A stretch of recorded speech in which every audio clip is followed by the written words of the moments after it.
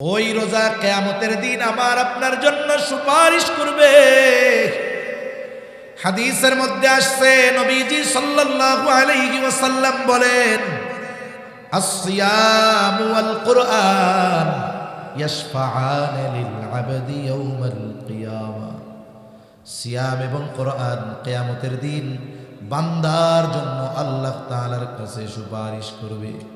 সিয়াম বলবে, আয় রব ইন্নী মানাতুহুত তুআমা ওয়াশ শাহাওয়াত। সিয়াম বলবে, আল্লাহ আমি দিনের বেলায় তাকে খাবার আর স্ত্রীর কাছে যাওয়া থেকে বিরত রেখেছি। আয় আল্লাহ আপনি তার ব্যাপারে আমারও সুপারিশ কবুল করেন। কোরআন বলবে, আল্লাহ ইন্নী মানাতুহুন নাওমা বিল্লাইল, আমি তারে রাতে ঘুমাইতে দেই নাই, আপনি তার ব্যাপারে আমার সুপারিশ কবুল করেন। নবীজি সাল্লাল্লাহু আলাইহি ওয়াসাল্লাম বলেন, আল্লাহ তাআলা কোরআন এবং রোজার সুপারিশ তার জন্য কবুল করবে। রোজা রেখা গুনাহ করলে ওই রোজা সুপারিশ করবে? ওটা তো দুর্বল রোজা, ও তো পঙ্গু রোজা, ওরও অভিশাপ দিবে যে আমার রেখে গুনাহ করছে। এজন্য আমরা চাই রোজা আমাদের জন্য যেন সুপারিশ করে। এজন্য গুনাহমুক্ত রোজা রাখবো তো ইনশাআল্লাহ। ওয়াদা, নিজের সাথে নিজে ওয়াদা করে এইবারের রোজা হবে গুনাহমুক্ত রোজা। ফেসবুক, মোবাইল, ইউটিউব সব বাদ। আল্লাহর জন্য এই একটা মাস আমরা সময় দিব। এই মাসে নবীজি যেমন ফজিলতের কথা বলছে, এই মাসে অন্যায় করাও ওই রকম বড় অন্যায়। এখন বলতে পারেন হুজুর এমনি সময় অন্যায় যেমন, এই সময় তো তেমন হবে। আচ্ছা একটা উদাহরণ দেই। মনে করেন একজন একটা পাপ এই রাস্তায় করছে, খোলা জায়গায়, কথার কথা, ওই পাপটা যদি মসজিদের মধ্যে করে, একই পাপ স্থান পরিবর্তনের কারণে আপনি কবেন কত বড় জালেমের জালেম, পাপ করছে করছে বাইরে করলো এক ব্যাপার, আল্লাহর ঘরের মধ্যে পাপ করছে, এটা ছাড় দেওয়া যাবে না। তার মানে একই পাপ, শুধুমাত্র স্থান পরিবর্তনের কারণে ওই পাপটাকে আমরা কত গুরুত্ব দেই, যেটা জঘন্য কাজ করেছে। শ্রদ্ধেয় উলামায়ে কেরাম, সামনে উপস্থিত মুরব্বিয়ানে কেরাম, সমবয়সী যুবক বন্ধু, স্নেহের ছোট ভাই, মাইকের আওয়াজ যত দূরে যায়, পর্দার অন্তরালে অবস্থানরতা সম্মানিতা শ্রদ্ধা মা ও বোন, আল্লাহ রাব্বুল আলামিনের দরবারে অগণিত শুকর যে মহান মালিক আমাদের হায়াতে বরকত দিয়ে সুস্থ রেখে হাজারো মানুষের মধ্য থেকে ব্যস্ততাকে উপেক্ষা করে হাদিসের ভাষায় এ জান্নাতের বাগানে আসার বসার, কিছু দ্বীনি কথা বলবার এবং শ্রবণ করবার তৌফিক যে মহান মানিব দান করেছেন, সে মহান মানিবকে খুশি করার জন্য মোহাব্বতের সাথে জবান খুলে অন্তর থেকে আমরা একবার কালিমাতুশ শুকর পাঠ করি, আলহামদুলিল্লাহ। অগণিত দুরুদ ও সালাম সৈয়দুল আম্বিয়া, আশরাফুল আম্বিয়া, খাতামুল আম্বিয়া, ইমামুল মুরসালিন, রহমাতুল লিল আলামিন, মুহাম্মাদুর রাসূলুল্লাহ সাল্লাল্লাহু আলাইহি ওয়াসাল্লামের উপর। আমরা এখন আছি হাদিসের ভাষায় জান্নাতের বাগানে। কিসের বাগানে? জান্নাতের বাগানে। দুনিয়ার মধ্যে সর্বোত্তম জায়গা হলো মসজিদ, সবচাইতে নিকৃষ্ট জায়গা হলো বাজার, সবচাইতে উত্তম মজলিস হলো এই দ্বীনি মজলিস। মজলিসের ব্যাপ্তি যদিও ছোট, আওয়াজ কিন্তু অনেক দূরে যায়, ঠিক না? হয়তো এই মজলিসের বাহিরে দাঁড়িয়ে শোনা যাবে, কিন্তু মজলিসে বসলে যে রহমত, এটা পাওয়া যাবে না। কেন? গ্লাস থেকে পানি উপচে পড়ে কখন? যখন গ্লাস ভরবে এরপরে, ঠিক না? হাদিসের মধ্যে আসছে দ্বীনি মজলিসগুলার চারদিকে রহমতের ফেরেশতারা দাঁড়িয়ে থাকে এবং এই মধ্যবর্তী জায়গায় যারা বসে থাকে এই দ্বীনি মজলিসে, জিকিরের মজলিসে, তাদের উপরে আল্লাহর রহমত বর্ষিত হতে থাকে। আমরা অনেকে চিন্তা করি মাইকের আওয়াজ তো আসতেছে, ওই দূরে বসে শুনলাম, অসুবিধা কি? শুনতেছি তো। আপনি শুনতেছেন ঠিক, কিন্তু এই মজলিসে বসলে যেই রহমত সেটা থেকে বঞ্চিত হতে হচ্ছে। এই মজলিসে বসার দ্বারা সগীরা গুনাহ মাফ হওয়ার ঘোষণা আছে, সেটা থেকে বঞ্চিত হতে হচ্ছে। এজন্য অনেক মানুষ অনেক প্রোগ্রামে দেখি বাহিরে শুনে, দাঁড়িয়ে শুনে, দূরে দূরে শুনতেছে, কিন্তু এখন এই শ্রবণ করাটা যদি এই মজলিসে আইসা শুনতো, তাহলে ওই যে বাহিরে দাঁড়িয়ে যে শুনতেছে এর চাইতে উপকৃত বেশি হতো না কম হতো? এজন্য আমরা দোয়া করি যারা অকারণে কোনো কারণবিহীন বাহিরে দাঁড়িয়ে আছে, আল্লাহ আমার ওই ভাইদেরও এখানে এসে বসে কথা শোনার তৌফিক দান করেন। জবান খুলে বলি আমিন। আমি আপনাদের দীর্ঘ রাত পর্যন্ত কষ্ট দিব না, তবে আপনারা কতটুকু খেয়াল দিয়ে কথা শুনতেছেন বা শেষ পর্যন্ত শুনবেন, এজন্য একেবারে বয়ানের শেষে আমার একটু মনে করায় দিবেন, একটা প্রশ্ন উত্তর পর্ব থাকবে। জবাব যে দিতে পারবে তার জন্য পুরস্কার থাকবে আমার পক্ষ থেকে ইনশাআল্লাহ। খেয়াল দিয়া শুনবো তো ইনশাআল্লাহ? আল্লাহ তৌফিক দান করেন। আজকে চলতেছে শাবান মাসের ২৬ তারিখ। কয় তারিখ? শাবান মাসের ২৬ তারিখ শুরু হয়ে গেছে। রাসূলুল্লাহ সাল্লাল্লাহু আলাইহি ওয়াসাল্লাম রজব মাস যখন আসতো তখন থেকেই রমজানের প্রস্তুতি নিতেন। এই যে যুবক ভাইরা কাফেলায়ে আসহাবে বদর, এনাদের সাথে আমার একটা হৃদ্রতার সম্পর্ক আছে, মোহাব্বতের সম্পর্ক আছে, রক্তের সম্পর্ক নাই। সম্পর্কটা ঈমানি, আর এটাই আন্তরিকতা, হৃদ্রতায় পরিণত হয়েছে। এই যে আমার ভাইরা এত সুন্দর আয়োজন করছেন, এই আয়োজনের জন্য প্রস্তুতি মনে হয় আজকে সকাল থেকে নিছে, অনেক আগের থেকে নিছে। মাহফিল চলবে হয়তো ৬ ঘন্টা, ৮ ঘন্টা বা ১০ ঘন্টা, বা বাদ জোহর থেকে 11:30, 12:30 সর্বোচ্চ। কিন্তু এই ৭-৮ ঘন্টার জন্য প্রস্তুতি ঠিক, আয়োজন ঠিক, কিন্তু প্রস্তুতি ২-৩ মাস ধরে নেওয়া লাগছে, ঠিক না? কত রকমের প্ল্যান, পরিকল্পনা, এগুলোর পরে একটা আয়োজন সুন্দরভাবে সমাপন হয়। এজন্য আমরা অনেকে চিন্তা করি রোজার মাস শুরু হবে, রোজা রাখা শুরু করে দিব, হয়ে গেল। আপনি রোজা রাখতে পারবেন ঠিক, কিন্তু আগের থেকে যদি প্রস্তুতি নেওয়া হয়, যেভাবে আপনি এই রমজান মাস অতিবাহিত করতে পারবেন, আমরা পারব। প্রস্তুতি নিলে এটা যেমন সুন্দর হবে, আগের থেকে প্রস্তুতি না নিলে ওই রকম সুন্দর হবে। এজন্য রজব মাস যখন আসতো আমার আপনার নবী তখন থেকেই রমজানের প্রস্তুতি শুরু করতেন। যে কোনো জিনিস সুন্দরভাবে সমাপনের জন্য শুধু আসবাব হলেই হয় না, আল্লাহর তৌফিক দরকার হয়, ঠিক কিনা বলেন? মনে করেন এত সুন্দর আয়োজন হয়েছে, আল্লাহ যদি তৌফিক না দিত সম্ভব হতো না।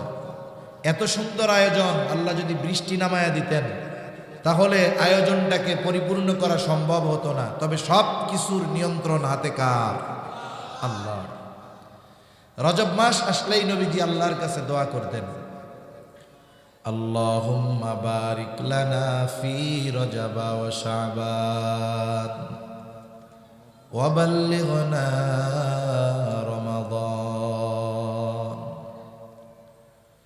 নবীজি সাল্লাল্লাহু আলাইহি ওয়াসাল্লাম যখনই রজব মাস আসতো নবীজি দোয়া করতেন, আল্লাহ আপনি আমাদেরকে রজব শাবানের বরকত দান করেন, রমজান পর্যন্ত আমাদের পৌঁছায়া দেন। তার মানে 2 মাস আগে থেকেই নবীজি দোয়া করতেন। এরপরে চলে আসতো শাবান। শাবানের আগমন যখন ঘটতো নবীজির প্রস্তুতি আরো বেড়ে যেত।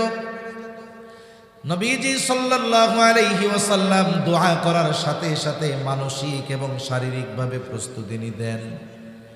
মানসিক প্রস্তুতির জন্য কি করতেন? নবীজি বলেন, আহসু হেলাল শাবান লি রমাদান। নবীজি বলতেন, তোমরা শাবানের চাঁদ গণনা করো, তারিখ গণনা করো। রমজানের জন্য তোমরা শাবানের তারিখ গণনা করো। তারিখ গণনার মাধ্যমে মানুষের মেন্টালিটি প্রস্তুতি হয়। কারণ একটা মানুষ যদি প্রত্যেক দিন এই তারিখ মনে করে আজকে ২৬, কালকে ২৭, আজকে ২৬, কালকে ২৭, পরের দিন ২৮, এর পরের দিন ২৯। এই যে করোনাকালীন সময়, করোনায় দৈনিক এভারেজে মনে করেন ৩০ জন মারা যাইত। কয়জন? জোরে বলেন কয়জন? অথচ অন্যান্য সময় এখন আমাদের বাংলাদেশে দৈনিক ৩৫০০ মানুষ মারা যায়। কত হাজার? ওই সময় সংবাদপত্র খুললেই দেখতাম করোনায় মরছে ১৫ জন, আবার আরেক পত্রিকায় করোনায় মরছে ১৫ জন, সংবাদ মাধ্যমে করোনায় মরছে ১৫ জন।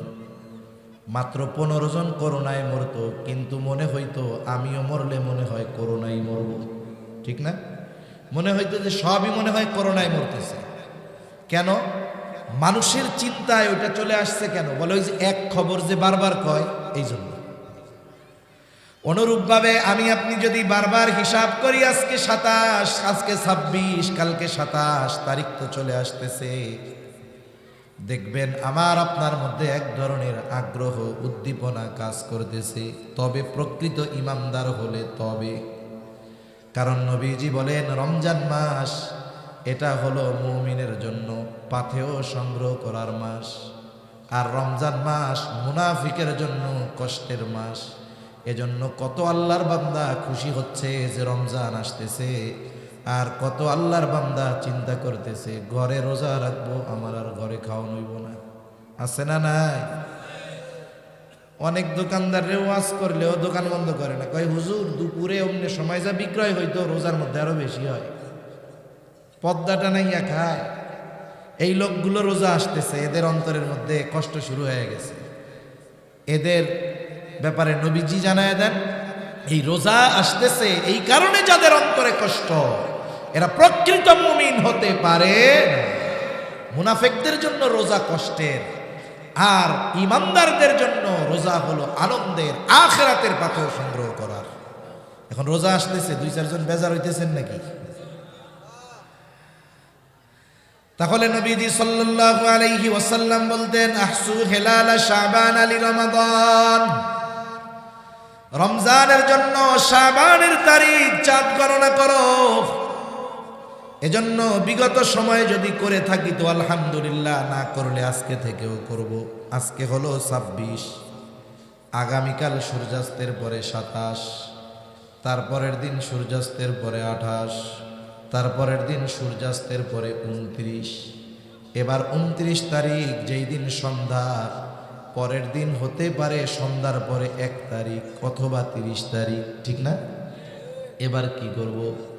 ২৯ তারিখ সন্ধ্যায় ইনানির মানুষ পশ্চিম আকাশ খোলা, নবীজির একটা মৃত সুন্নাত বললে চলে, ফাঁকা জায়গায় দাঁড়ায়া পশ্চিম আকাশে রমজানের চাঁদ তালাশ করব তো ইনশাআল্লাহ। এখন আর চাঁদ খোঁজা লাগে না। রাত ১২টার সময় ফোন দিবে, ২৯ তারিখ রাত ১২টায়। পোলা আছে সৌদি আরব, ফোন দিয়ে আপনাকেও বাসায় বলে ওটা চাঁদ দেখা গিয়ে না, হ্যাঁ আর তো দাঁড়াবি বেড়ি চলে আসছি, হ্যাঁ তাহলে আরো কালি এত শুরু হয়ে যাবে, এরকম বলবে না? তার মানে সে নিশ্চিত, যেহেতু আজকে সৌদি আরব দেখা গেছে, কালকে বাংলাদেশে দেখা না যাক আর যাক আর না যাক, কালিয়া বাংলাদেশে ১ তারিখ। এই কারণে আবার ফেসবুকে, শহরের মানুষ আমরা খুঁজি ফেসবুকে, এই ২ কারণে এইরকম একটা সুন্নাহ আমল আমাদের থেকে মরার মতো হয়ে গেছে। এজন্য আমরা ২৯ তারিখ সন্ধ্যায় পশ্চিম আকাশে চাঁদ তালাশ করব, ইনশাআল্লাহ। করব তো ইনশাআল্লাহ, আল্লাহ তৌফিক দান করে। ওই দিন দেখা না গেলে পরের দিন উঠবে নিশ্চিত, এরপরেও দেখতে যাও, এটা নবীর সুন্নাহ। তাহলে চাঁদ গণনার মাধ্যমে মেন্টালিটি প্রস্তুতি নবীজি নিতেন, আর শারীরিক প্রস্তুতি নবীজির হতো রোজার মাধ্যমে। আবার এই শাবানের রোজা বড় ফজিলতময় রোজা। নবীজি সাল্লাল্লাহু আলাইহি ওয়াসাল্লামকে বলা হলো, রমজান মাস ব্যতীত আপনাকে, রমজান ছাড়া শাবান মাস ব্যতীত আপনাকে অন্য কোনো মাসে এত রোজা রাখতে দেখি নাই। তার মানে শাবান মাসে নবীজি রমজান ছাড়া সবচাইতে বেশি রোজা রাখতেন। নবীজি সাল্লাল্লাহু আলাইহি ওয়াসাল্লাম বলেন, শাবান মাস এমন একটা মাস, যেই মাস রজব আর রমজানের মধ্যবর্তী মাস। এই মাসটা হলো এমন এক মাস, এই মাসের ব্যাপারে অধিকাংশ মানুষ হলো উদাসীন। নবীজি বলেন, এই মাসে বান্দার আমল আল্লাহ তাআলার কাছে পেশ করা হয়। অন্যান্য সময় হলো সপ্তাহে একদিন, রজব মাসে প্রতিদিন। নবীজি সাল্লাল্লাহু আলাইহি ওয়াসাল্লাম বলেন, নবীজি সাল্লাল্লাহু আলাইহি ওয়াসাল্লাম বলেন, শাবান মাসে প্রত্যেক দিন বান্দার আমল আল্লাহ তাআলার কাছে পেশ করা হয়। এই জন্য আমি এটা পছন্দ করি যে আমার আমল আল্লাহর সামনে পেশ করা হবে, আর ওই অবস্থায় আমি থাকবো রোজাদার। এটা আমি পছন্দ করি। এজন্য নবীজি শাবান মাসে সবচেয়ে বেশি রোজা রাখতেন। তবে হাদিসের মধ্যে আসছে, নবীজি বলেন শেষ 2 বা 1 দিন, 1-2 দিন রোজা রাখার ব্যাপারে নবীজি মানা করছে, যাতে করে শাবানের রোজা আর রমজানের রোজা মিশে না যায়। যারা রাখছে তো ভালো, যারা রাখে নাই এখনো 1-2 দিন রাখার সুযোগ আছে, রাখা যাইতে পারে। এতে কি হবে, রমজান মাস শুরু হইলে দেখবেন কিছু মানুষ সারা বছর রোজা রাখে না, কিন্তু আলহামদুলিল্লাহ রমজানে রাখে, আছে না নাই? কিন্তু এই রমজান মাসে গিয়া কি হয়, জোহরের নামাজের পরে মসজিদের মধ্যে শুইয়া পড়ে, গড়াগড়ি মারে, একবার এই পাড়ে যায় মসজিদের, আর একবার ওই পাড়ে যায়। এটা মনে হয় আপনাদের এলাকায় হয় না? এখন একজনে জিজ্ঞাসা করে, কি হয়েছে তোমার? বলে আমারে রোজায় ধরছে। রোজার কি হাত পাও আছে? কেমনে ধরলো? রোজায় ধরছে মানে সারা বছর তো এক অভ্যাসে জীবন চালাইছে, রোজার মাসে ব্যতিক্রম। এখন কি হয়, বলে এখন ওই রোজার মাসে ওই সময় তার কষ্ট হয় রোজা রাখতে। কারণ চিকিৎসা বিজ্ঞান বলে মানুষ দৈনন্দিন যেই সময়ে আহার গ্রহণ করে ঠিক ওই সময়ে পাকস্থলী হা করে। আমাদের ক্ষুধা লাগার কারণ কি? আপনি সকাল 9টায় নাস্তা করছেন, জোহরের পরে দুপুরের খাবার খান, এশার পরে রাতের খাবার খান, দেখবেন ঠিক 2টার সময় খিদা লাগছে। ওই সময় যদি আপনি খানা না খান 3টা, 3:30, 4টা পর্যন্ত, আর দেখবেন খিদা নষ্ট হয়ে যায়, আর খিদা লাগে না, আর লাগে গিয়া ওই রাত 8টার সময়। কেন? পাকস্থলী কিছু সময় হা করে থাইকা বুঝে আজকে আর আমারে খাওয়ান দিব না, এবার মুখ বন্ধ করে তারপরে ক্ষুধাটা চলে যায়। সারা বছর এক অভ্যাস। রোজার মাসে সাহারির সময় খাওয়া হইল, মোটামুটি এইটা দিয়া সকালবেলায় পাকস্থলীরে বোঝানো গেল, কিন্তু দুপুর 2টার সময় তো ও জোহরের পরে হা করে, খাওন তো দেওয়া হয় না। এখন 4, 5, 6 দিন এই জন্য শুরুতে মানুষের রোজা রাখতে কষ্ট হয়, রোজার সাথে অ্যাডজাস্ট হইতে কষ্ট হয়। 6-7 দিন যখন দুপুরে খাবার দেওয়া হয় না, পাকস্থলী মুখ বন্ধ করে বইয়া থাকে, ওই টাইমে আর খোলে না। ও বুঝে আমারে তাইলে এখন থেকে ওই সুবহে সাদিকের আগে আর মাগরিবের নামাজের পরে খাওয়ান দিবে, ঠিক এই 2 টাইমে খিদা লাগে। তাহলে রোজার মাস আগের থেকে যদি প্রস্তুতি নেওয়া হইতো, রোজা রাখতাম, তাহলে রমজানে আমার রোজাগুলো প্রাণবন্ততার সাথে রাখা সহজ হইত। এজন্য নবীজি শাবান মাসে বেশি বেশি রোজা রাখতেন, যাতে করে আল্লাহর সামনে যখন আমল পেশ করা হয় তখন উনি রোজাদার অবস্থায় থাকেন। এই যে রমজান মাস, এটা হলো বছরের শ্রেষ্ঠ মাস। কি মাস? জোরে বলেন। আসমান জমিন সৃষ্টির শুরু থেকে নিয়েই আল্লাহ তাআলা 12টা মাস নির্ধারণ করেছেন। এর মধ্যে 4টি মাস হলো হারাম মাস, সম্মানিত মাস।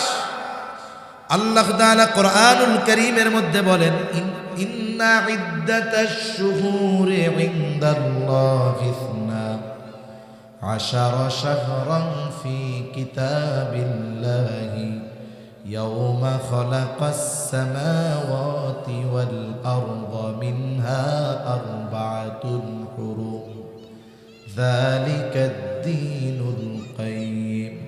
আল্লাহ জানায় দেন, আসমান জমিন সৃষ্টি থেকে নিয়েই হলো মাস 12টা। এর মধ্যে 4টি মাস সম্মানিত মাস। কয়টা মাস? জোরে বলেন। 3টি মাস ধারাবাহিক, 1টি মাস আলাদা। 3টি মাস জিলকাদ, জিলহাজ, মুহররম, আরেকটা হলো রজব।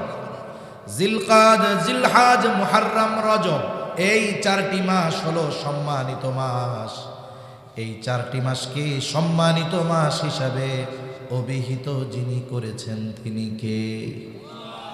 রমজান মাসের কথা কিন্তু নাই। কেন নাই? বলে রমজান তো শুধু সম্মানিত নয়, এটা হলো বছরের শ্রেষ্ঠ মাস। আমরা হলাম শ্রেষ্ঠ উম্মত। আমরা কি উম্মত? জোরে বলেন। আমরা হলাম শ্রেষ্ঠ উম্মত। কুনতুম খায়রা উম্মাত উখরিজাত লিন-নাস তা'মুরুনা বিল মা'রুফ ওয়া তানহাউনা আনিল মুনকার।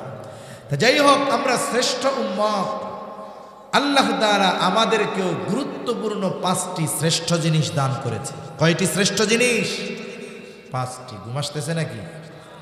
তাকবীর দেই, নারায়ে তাকবীর। আওয়াজ হয় নাই, এই আওয়াজে চলবে না।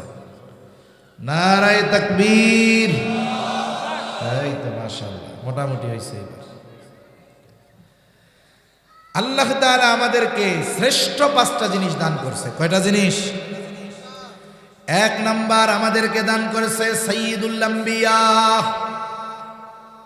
নবীদের সর্দার, শ্রেষ্ঠ নবী আল্লাহ আমাদের দান করেছে। আমরা শ্রেষ্ঠ নবীর উম্মত, আমরা পেয়েছি শ্রেষ্ঠ নবী। 2 নাম্বার, সাইয়্যিদুল কুতুব, আমাদেরকে আল্লাহ দান করেছেন শ্রেষ্ঠ কিতাব। সুবহানাল্লাহ বলেন। আমরা পেয়েছি সাইয়্যিদুশ শুহুর, শ্রেষ্ঠ মাস। তাহলে 1 নাম্বার পেয়েছি শ্রেষ্ঠ নবী, 2 নাম্বার শ্রেষ্ঠ কিতাব, 3 নাম্বার শ্রেষ্ঠ মাস। আমরা পেয়েছি সাইয়্যিদুল লায়াল, শ্রেষ্ঠ রজনী। আমরা পেয়েছি শ্রেষ্ঠ রাত। কোনটা শ্রেষ্ঠ রাত? লাইলাতুল কদর। সুবহানাল্লাহ বলেন। আমরা পেয়েছি শ্রেষ্ঠ দিন। শ্রেষ্ঠ দিন হলো জুমার দিন আর 2 ঈদের দিন। শ্রেষ্ঠ দিন জুমার দিন আর 2 ঈদের দিন।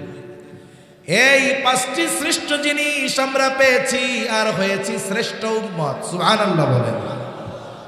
তাহলে শ্রেষ্ঠ উম্মত হওয়ার অন্যতম এক কারণ, আমরা পেয়েছি শ্রেষ্ঠ নবী, সাথে সাথে শ্রেষ্ঠ মাস।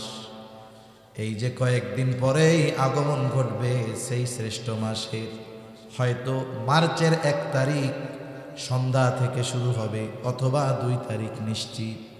শ্রেষ্ঠ মাস। এখন উম্মত শ্রেষ্ঠ হইল এইগুলা পেয়ে, আর এই মাস কেন শ্রেষ্ঠ হলো এটাও আমরা জানবো ইনশাআল্লাহ। আমরা শ্রেষ্ঠ উম্মত হইছি কয়টি শ্রেষ্ঠ জিনিস পাওয়ার কারণে। এর মধ্যে একটি হলো শ্রেষ্ঠ মাস পাইছি, রমজান মাস। এখন এই রমজান মাস কেন শ্রেষ্ঠ হলো, কোন কোন কারণে, আমরা কয়েকটা কারণ জানবো ইনশাআল্লাহ। কারণ দেখুন, একটা জিনিস সম্পর্কে যদি আপনার জানা থাকে, আপনি ওই জিনিসটার কদর করবেন, মূল্যায়ন করবেন। যদি না জানা থাকে, কদর করবে না। ছোট বাচ্চা, মনে করেন 3 বছর বয়স, এর হাতে আপনি যদি একটা চকলেট দেন আর ওই পরিমাণ একটা স্বর্ণের টুকরা দেন, ও কোনটা নিবে বলেন তো? ও স্বর্ণ 2 কামড় মেরে তো ওইটা শক্ত, খাওয়া যাইতো না, দা চকলেট দাও। তার মানে ওই 1 লাখ টাকার স্বর্ণের চাইতে ওর কাছে 1 টাকার চকলেটের দাম বেশি। কেন? বলে ও তো স্বর্ণ, জন্য ওইটা সে নিবে না। আমরা যখন কোনো বিষয়ের সম্পর্কে জানতে পারবো এর তাৎপর্য কি, মাহাত্ম্য কি, তখন এই জিনিসটার কদর মূল্য আমার আপনার কাছে হবে। আর যদি না জানি, তাহলে আমাদের আফসোস করা ছাড়া আর কোনো পথ নাই। মুরব্বীরা গল্প বলতেন, আমিও মাঝে মধ্যে 2-1 জায়গায় বলি গল্প, আর কি শিক্ষণীয় বিষয়। গল্প তো গল্পই, কিন্তু গল্প থেকে শিক্ষাটা গ্রহণ করতে হয়। এজন্য আমরা যদি আমাদের এই দিন ইসলাম, আল্লাহ তাআলার হুকুম আহকামের পরিচয় যথাযথভাবে না জানি, তাহলে মূল্যায়ন করতে পারবো না। হায় হায় আফসোস করলে কোনো কাজ হবে না। যাই হোক, গল্পর দরকার নেই, মূল আলোচনার দিকে যাই। তাহলে দেখুন, আল্লাহ তাআলা আমাদের দান করেছেন শ্রেষ্ঠ মাস। কি মাস দান করছে? শ্রেষ্ঠ মাস। কেন শ্রেষ্ঠ মাস রমজান? 1 নাম্বার শ্রেষ্ঠত্বের কারণ, আল্লাহ তাআলা এই মাসে রোজা ফরজ করেছে। কি ফরজ করেছে জোরে বলেন? আল্লাহ রাব্বুল আলামিন এই মাসে রোজা ফরজ করেছে। আল্লাহ তাআলা বলেন, শাহরু রমাদানাল্লাযী উনজিলা ফীহিল কুরআন হুদাল লিন্নাসি ওয়া বাইয়িনাতিম মিনাল হুদা ওয়াল ফুরকান ফামান শাহিদা মিনকুমুশ শাহরা ফালইয়াসুম। আল্লাহ তাআলা জানায় দেন শাহরু রমাদান, রমজান মাস। এই মাসে আল্লাহ কোরআন নাজিল করেছেন। কোরআন হলো সত্য মিথ্যার মধ্যে পার্থক্যকারী, মানুষের জন্য হেদায়েত। আল্লাহ তাআলা বলেন যে এই মাস পাবে সে যেন এই মাসে রোজা রাখে। ফামান শাহিদা মিনকুমুশ শাহরা ফালইয়াসুম। আল্লাহ তাআলা বলেন যে এই রমজান মাস পাবে সে যেন রোজা রাখে। কে রোজা রাখবে? বলে বালেগ হয়েছে যে, নারী হোক পুরুষ হোক, প্রাপ্ত প্রাপ্তা বয়স্কা যে রোজা রাখবে। দিনের খাতিরে কিছু কথা না বললেই নয়। আপনাদের এই ইরানি রোড থেকে যখন বাক নিয়ে আপনাদের রোডে ঢোকা হয়, ওই জায়গায় একটা হোটেল হইতেছে, কি জানি নাম, ওই যে কোনায়, হ্যাঁ, ড্রিম হলিডে।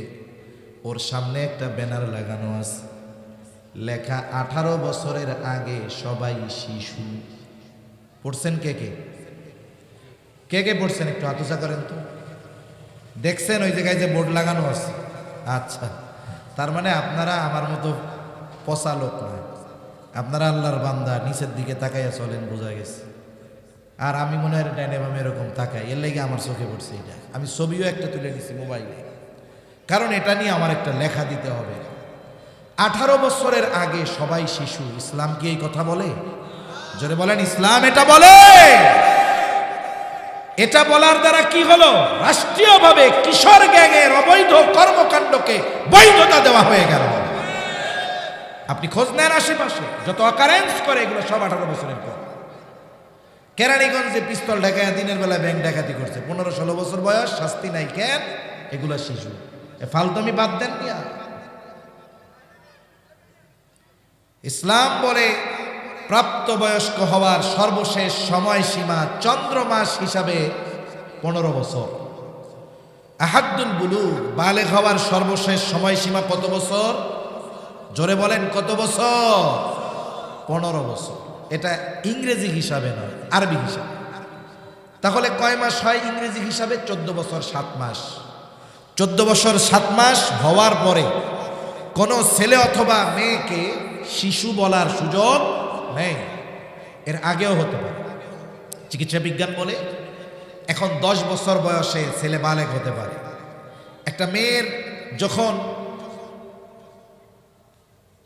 প্রতি মাসে তার কিছু অসুস্থতা আল্লাহ প্রদত্তভাবে হয়, 3 থেকে 10 দিনই অসুস্থতা থাকে, এটা যখন শুরু হয় তখন থেকে ওই মেয়ে প্রাপ্তবয়স্কা। এটা ইসলামের আইন মানতে হবে। হতে পারে, হ্যাঁ ঠিক আছে, যদি শারীরিক গড়ন গঠন এগুলোর কারণে, অসুস্থতাজনিত কারণে বিবাহ পরে দেওয়া হচ্ছে, সেটা ভিন্ন বিষয়। কারণ ফুড পয়জনিং এর কারণে একটা কম বয়সী মেয়ে সে যদি সন্তান ধারণ করে তার অসুস্থতা হতে পারে, এটা আমাদের খাদ্যে ভেজালের কারণে। কিন্তু এই কারণে তাকে শিশু বলার, ছেলেকে শিশু বলার সুযোগ নাই। এখন দেখুন, তাহলে 12 বছরে বালেগ হতে পারে, 10 বছরে হতে পারে, 13 বছরে হতে পারে, 14 বছরে হতে পারে। তবে 14 বছর 7 মাসের পরে কাউকে শিশু বলার সুযোগ নাই। এর দ্বারা কি হবে? আপনি এই কিশোর গ্যাং যত আছে, কক্সবাজারে কিশোর গ্যাং মনে হয় নাই, সারা দেশে আছে। আপনি এই কিশোর গ্যাংয়ের যে অপরাধ, এটার বৈধতা দিলেন, অপরাধগুলোকে হালকা বানায় দিলেন। ও মার্ডার করছে, ওরে আটকায় দিয়া বলবে ও শিশু অপরাধী, ওরে বড়দের মতো শাস্তি দেওয়া যাবে না। এই সুযোগ পাইলে সমাজে অপরাধ বাড়বে না কমবে? ইসলাম বুঝে না তো, দিন বুঝে না, বাস্তবতা বুঝে না। আর ইসলামই প্রকৃতপক্ষে বাস্তবতা সম্পন্ন এক জীবন ব্যবস্থা, ঠিক কিনা বলেন? কে রোজা রাখবে? বলে যার 14 বছর 7 মাস হয়ে গেছে, এর রোজা না রাখা উপায় নাই। এর আগেও হতে পারে। বালেগ হওয়ার যত আলামত আছে এগুলো যদি তার মধ্যে পাওয়া যায়, সে প্রাপ্তবয়স্ক বয়স্কা, তার জন্য রোজা রাখতে হবে। যদি সে অচেতন, পাগল না হয়, ব্রেন যদি ঠিক থাকে, মুসাফির যদি না হয়, আবার যদি এমন অসুস্থতা রোজা রাখলে মারা যাওয়ার মতো অবস্থা, রাখতে পারতেছে না, এমন ব্যক্তি যদি না হয়, তাহলে এই ধরনের নারী আর পুরুষ তাদের জন্য রোজা রাখা ফরজ। কিন্তু অনেক বাপ ছেলের 15 বছর 14 বছর এরা রোজা রাখতে দিবে না, অথচ সে প্রাপ্তবয়স্কা হয়ে গেছে। ও ভাই, ঘরের মধ্যে যদি ছেলে মেয়ে থাকতো, আগুন যদি লাইগা যাইতো, আপনি কি চিন্তা করতেন আমার পোলা মাইয়া ঘুমাইতেছে, থাক, ডাকার দরকার নাই, আগুন জ্বলে জ্বলুক? রাখতেন কেউ? নিজে আগুনে পুড়ে ওদেরকে বের করতেন। আপনি যে তাকে নামাজ পড়ান না, আপনি যে তাকে রোজা রাখতে দেন না, কেমন যেন আপনি স্বহস্তে নিজের হাতে সন্তানকে জাহান্নামে নিক্ষেপ করতেছেন। এজন্য আমরা আমাদের সন্তানদের রোজায় অভ্যস্ত করবো। এখন তো ঠান্ডার সময় আস্তে আস্তে আসতেছে, যার ফরজ হয় নাই আপনি তারেও বলেন তুমি রাখো, যতক্ষণ পারবা তুমি রাখবা, তুমি না পারবা যখন ভেঙে ফেলবে, এতে সে অভ্যস্ত হবে, রোজার সাথে আগ্রহী হবে। তাহলে বলতেছিলাম, এই মাস যে পাবে সে রোজা রাখবে। এই মাসে অন্যতম এক ফরজ বিধান হলো রোজা। তবে এই মাসেরও কিছু ফাজাইল আছে, এই মাসেরও কিছু আলাদা তাৎপর্য আছে। অন্যতম এক তাৎপর্য যে আল্লাহ রাব্বুল আলামিন এই মাসকে বরকতময় মাস করেছেন, আর আল্লাহ তাআলা এই মাসেই আমাদের জন্য ইসলামের অন্যতম বুনিয়াদ রোজাকে আল্লাহ ফরজ করেছে। ইসলামের ভিত্তি হলো 5টা। কয়টা? জোরে কোন? বুনিয়াল ইসলামু আলা খামস, শাহাদাতি আল্লা ইলাহা ইল্লাল্লাহ ওয়া আন্না মুহাম্মাদার রাসূলুল্লাহ ওয়া ইকামিস সালাতি ওয়া ইতাইজ যাকাহ ওয়াল হজ্জি ওয়া সাওমি রমাদান। রমজানের রোজা এটা ইসলামের অন্যতম এক ভিত্তি, এটা ফরজ। কেউ যদি না রাখে, রাখার সামর্থ্য থাকার পরেও যদি রোজা না রাখে, নিঃসন্দেহে তার কবিরা গুনাহ। 2 নম্বর, যদি কেউ রোজার ফরজিয়তকে অস্বীকার করে, নিঃসন্দেহে তার ঈমান চলে যায়। একজন হলো পাপ করে, পাপকে পাপ মনে করে পাপ করে, আর একজন হলো পাপও করে ওইটারে বৈধ মনে করে। বলে একজন পাপ করার পরে সে যদি ওই পাপকে পাপ মনে করে করে ও গুনাহগার হবে, তবে বেঈমান হবে না। কিন্তু আরেকজন যদি পাপ করে না ঠিক, কিন্তু ওই পাপকে সে বৈধ মনে করে, তাহলে তার ঈমান থাকবে না। দেখছেন, একজন পাপ কইরাও বেঈমান হয় না, আরেকজন বিশ্বাসের কারণে পাপ না করেও বেঈমান হয়ে যেতে পারে। তাহলে 1 নাম্বার বলে এই মাসে আল্লাহ তাআলা রোজা ফরজ করেছেন। রোজা হলো ইসলামের 5টি ভিত্তির অন্যতম ভিত্তি। এখন এই রোজার মধ্যে কি আছে, রোজার দ্বারা ফায়দা কি, ফজিলত কি? নবীজি সাল্লাল্লাহু আলাইহি ওয়াসাল্লাম রোজার ফজিলতের কথা জানায় দিয়েছেন। রমজান মাসের ফজিলতের কথা আল্লাহ জানায় দিয়েছেন। রোজা রাখলে লাভ কি হবে? রাসূলুল্লাহ সাল্লাল্লাহু আলাইহি ওয়াসাল্লাম জানায় দেন, রোজা হলো জাহান্নাম থেকে বাঁচার ডাল। আস-সাওমু জুন্নাতুন, রোজা হইল ডাল। আপনাদের এলাকায় ঢাল নিয়ে মারামারি দেখছেন আপনারা? হইছে আপনাদের অঞ্চলে? এক সময় কি হইতো ঢাল নিয়ে মারামারি হইতো? যে দেখেন নাই? অনেক অঞ্চলে ঢাল নিয়ে মারামারি, এরকম লম্বা লম্বা থাকে, এরকম মারে, আর এক পক্ষ এরকম ঠেকায় দেয়, ঢাল দিয়ে আত্মরক্ষা করে। তরবারি দিয়ে, তরবারির আঘাত থেকে, তীর বর্ষার আঘাত থেকে রক্ষা করার জন্য জিহাদের ময়দানে, যুদ্ধের ময়দানে এই ঢাল এগুলো ব্যবহার করা হইত। রোজা হলো জাহান্নাম থেকে বাঁচার অন্যতম ঢাল। এখন বলেন তো, এই ঢাল যদি কাগজের হয় আর আগুনের কাছে যদি নেওয়া হয়, ওই ঢাল কি টিকবে? ওটা নিজেও পুড়বে, আমারও পুড়াবে। এজন্য রোজাটা রোজার মতো হওয়া দরকার। হাদিসের মধ্যে রোজার যত ফজিলতের কথা আছে, এই ফজিলতগুলো যদি অর্জন করতে হয়, অবশ্যই রোজাটা হতে হবে গুনাহমুক্ত রোজা। আমরা অনেকে মনে করি রোজা হলো সুবহে সাদিক নিয়ে সূর্যাস্ত পর্যন্ত পানাহার আর স্ত্রীর কাছে না যাওয়া, এটাই মনে হয় রোজা। না না, এর দ্বারা আপনি শুধু ফরজ আদায় করলেন। কিন্তু আপনি যদি রোজা রেখে টেলিভিশন দেখেন, চোখের গুনাহ করেন, জবানের গুনাহ করেন, হাতের গুনাহ করেন, পায়ের গুনাহ করেন, তাহলে কি হলো? বলে এই গুনার কারণে রোজার ফজিলত থেকে আমাদের মাহরুম হওয়া লাগবে। এজন্য নবীজি সাল্লাল্লাহু আলাইহি ওয়াসাল্লাম বলেন, কিছু মানুষের রোজা হলো না খেয়ে থাকার নামান্তর। তার ওই রোজার দ্বারা শুধু ফরজ আদায় হয়, কিন্তু রোজার যে ফজিলত সেটা সে বঞ্চিত হয়। এই জন্য অঙ্গ প্রত্যঙ্গের রোজা আছে, জবানের রোজা আছে, চোখের রোজা আছে, হাত পায়ের রোজা আছে। এখন আমি যদি রোজা রেখে চোখ দিয়ে গোনা করি, চোখের রোজা হলো না। জবান দিয়ে যদি গীবত করি, গোনার কথা বলি, তাহলে আমার রোজার ফজিলত পাওয়া হলো না। হাত দিয়ে গোনা করলাম, পা দিয়ে গোনা করলাম, হলো না। তার মানে সারাদিন যেমন উপোস থাকতে হবে, না খেয়ে থাকতে হবে, অনুরূপভাবে অঙ্গ প্রত্যঙ্গকেও গোনার থেকে বাঁচানোর দরকার আছে না নাই? আমরা দৃঢ় প্রতিজ্ঞা করি নিজের সাথে নিজে। আর একজনের সাথে করলে তো ওয়াদা করলে যদি না করি তাহলে কি হবে? ওয়াদা খেলাফ হবে। ওয়াদা খেলাফ করা মুনাফিকের আলামত। সেই জন্য আমি কোনো সময়, খুব কম সময় মানুষদেরকে হাত উঁচু করে ওয়াদা করাই না। কারণ এই ওয়াদা এই জায়গায় আবেগে করে, বাইরে গিয়া একটু পরে লোহা পিটাইলে লোহা একটা কথা কয়।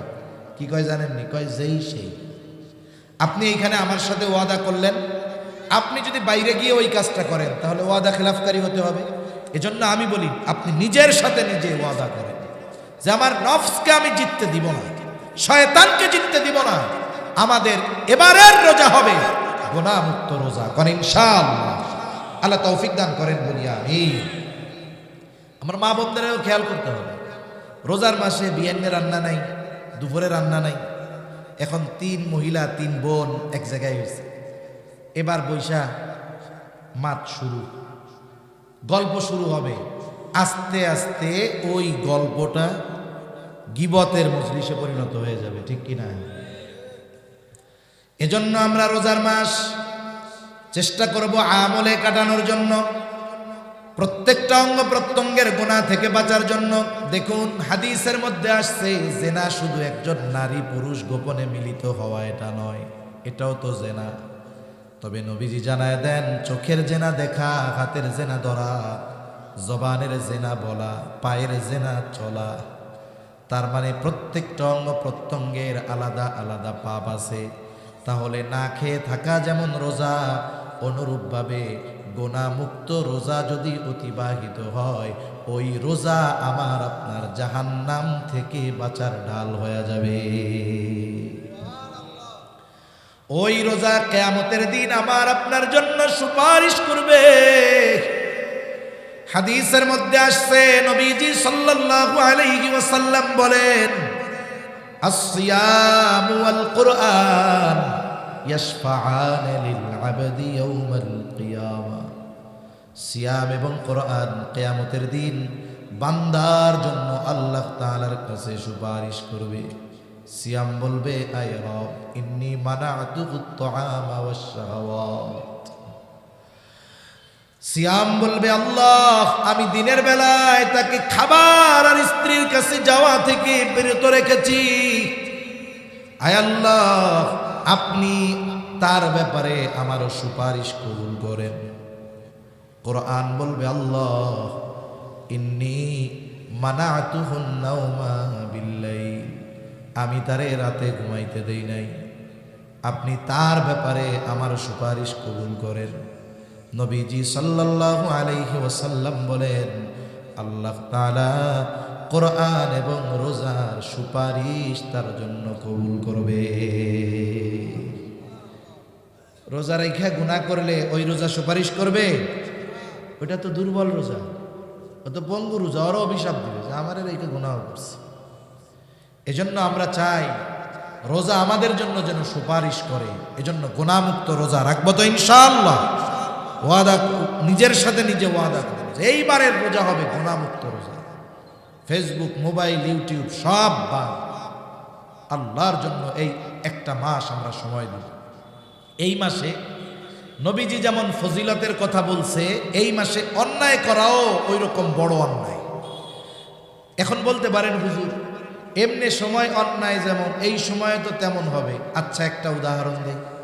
মনে করেন একজন একটা পাপ এই রাস্তায় করছে, খোলা জায়গায়, কথার কথা, ওই পাপটা যদি মসজিদের মধ্যে করে, একই পাপ স্থান পরিবর্তনের কারণে আপনি কবেন কত বড় জালেমের জালেম, পাপ করছে করছে বাইরে করলো এক ব্যাপার, আল্লাহর ঘরের মধ্যে পাপ করছে, এটা ছাড় দেওয়া যাবে না। তার মানে একই পাপ, শুধুমাত্র স্থান পরিবর্তনের কারণে ওই পাপটাকে আমরা কত গুরুত্ব দেই, যেটা জঘন্য কাজ করেছে। অনুরূপভাবে সময়ের কারণে তো বান্দার ইবাদতের দাম বাড়ে, স্থানের কারণে ইবাদতের দাম বাড়ে, বাড়ে কি বাড়ে না? আমরা এশার নামাজ পড়ছি আজকে কক্সবাজারে, এই এশার নামাজ যদি মসজিদুল আকসায় পড়তাম, কক্সবাজার পড়ে ইনানিতে পড়ে যেই সওয়াব পাওয়া গেছে তার কমপক্ষে 10 গুণ সওয়াব আল্লাহ তাআলা মসজিদুল 250 গুণ সওয়াব আল্লাহ তাআলা মসজিদে আকসায় কমপক্ষে 250 গুণ বাড়ায়া দিতেন। আবার যদি এই নামাজটা মসজিদুল নববীতে আদায় করতে পারতাম, বলে কমপক্ষে 1000 গুণ সওয়াব আল্লাহ বাড়ায়া দিতেন। একই এশার নামাজ যদি আমি আপনি বাইতুল্লাহ আদায় করতে পারতাম, কমপক্ষে 1,00,000 গুণ সওয়াব বাড়ায়া দিতেন কে? এই যে ইবাদতের প্রতিদান, গুরুত্ব, দাম বাড়ছে স্থানের কারণে। কিসের কারণে? স্থানের কারণে। সময়ের কারণে ইবাদতের দাম বাড়ে। এমনি সময় আর লাইলাতুল কদর, ওই রাতের ইবাদত আর সাধারণ রাতের ইবাদত এক নাকি? তাহলে মনে রাখতে হবে, এই মাসে যেমন ফজিলতে ভরপুর, এই মাসে অন্যায়টাও ওই রকম সর্বোচ্চ অন্যায়। এজন্য আমরা এই মাসটাতে গুনাহমুক্ত অতিবাহিত করার সর্বোচ্চ চেষ্টা করব, কোন ইনশাআল্লাহ। তাহলে এই মাসের রমজান মাস শ্রেষ্ঠ মাস হওয়ার 1 নম্বর কারণ হলো রোজা। আর রোজা হলো জাহান্নাম থেকে বাঁচার ঢাল। রোজা হলো বান্দার জন্য কিয়ামতের দিন সুপারিশ করবে। শুধু তাই না, রোজাই একমাত্র ইবাদত, যেই ইবাদতের প্রতিদান স্বয়ং যিনি দিবেন তিনি কে? রাসূলুল্লাহ সাল্লাল্লাহু আলাইহি ওয়াসাল্লাম বলেন, কুল্লু আমাল ইবনি আদম লাহু ইল্লা সিয়াম। বনি আদমের প্রত্যেকটা আমল তার নিজের জন্য, তবে রোজা ব্যতীত। হাদিসে কুদসি নবীজি সাল্লাল্লাহু আলাইহি ওয়াসাল্লাম বলেন, আল্লাহ তাআলা বলেন, আস-সাওমু লি ওয়া আনা আজজি বিহি। নবীজি বলেন, আল্লাহ তাআলা বলেছেন, রোজা আমার জন্য, আর এই রোজার প্রতিদান স্বয়ং আমি আল্লাহ নিজে। স্বয়ং প্রতিদান আল্লাহ নিজে, আল্লাহ নিজে দিবেন। এখানে একটা গল্প মনে পড়ছে, বলি দেখেন। 1 রাজার 4 বউ। কয় বউ? জোরে কন, কয়টা? কারো আসেনি 4 জন? নাই কারো? আছে? আলহামদুলিল্লাহ। এই না করতে পারলেও এটার সমর্থন দিতে হবে। একটা বিষয় আমি করতে পারতেছি না, ওই যে আগেই বলছি, আমি পারতেছি না, ঠিক আছে, কিন্তু আরেকজন যখন করছে শরীয়তের একটা কাজ। অনেক সময় আছে কিছু বৈধ আমল না হওয়ার কারণে, জায়েজ আমল বৈধ আমল না হওয়ার কারণে সমাজের মানুষ অনেক সময় ওই আমলটাকে ঘৃণা করে বসে। আছে না নাই? আমাদের এলাকায় এক লোক, তার চাচা মারা গেছে, এরপরে তার চাচিরে বিয়া করছে। শরীয়তে নিষেধ আছে এটা? নিষেধ নাই তো। চাচা মারা গেছে, চাচিকে বিয়া করছে।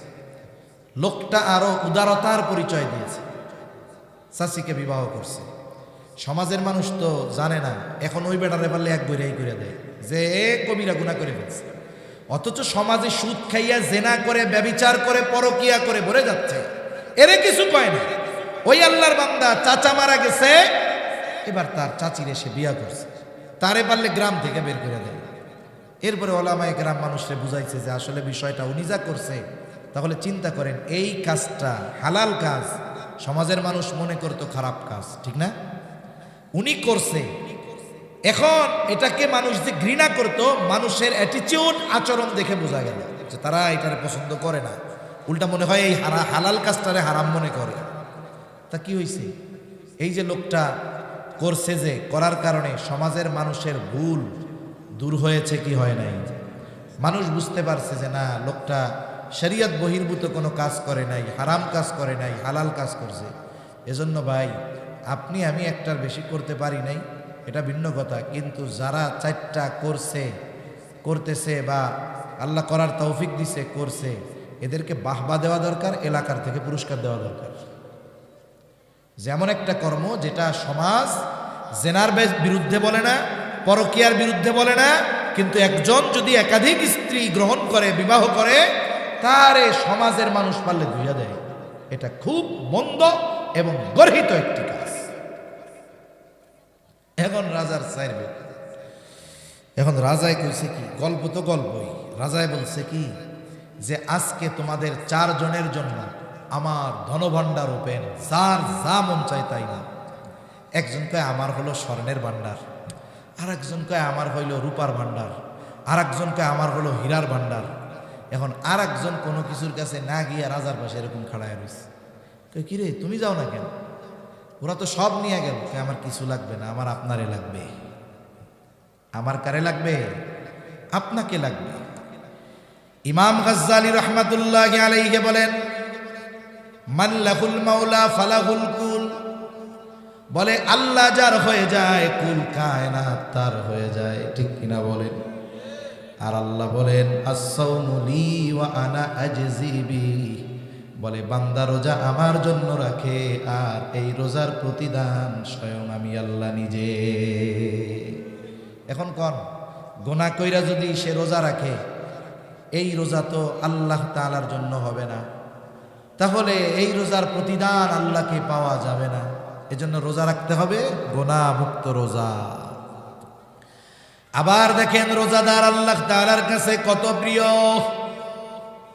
একটা মানুষ যখন দীর্ঘ সময় না খেয়ে থাকে, পাকস্থলীতে খানা পড়ে না, পানি পড়ে না, এই কারণে তার জবানের মধ্যে কিছু গন্ধ হয়। যেমন আপনি যদি একটা ঘর পরিষ্কার পরিচ্ছন্ন করে আটকায়া রাইখা চলে যান, অনেক সময় সফরের সুবাদে আমরা রেস্টুরেন্টে উঠি, হোটেলে উঠি, পরিষ্কার পরিচ্ছন্ন কইরা রাখছি, কোনো ময়লা নাই, কিন্তু রুমে যখন ঢোকা হয় একটা গন্ধ লাগে, কি লাগে না? এটা কেন?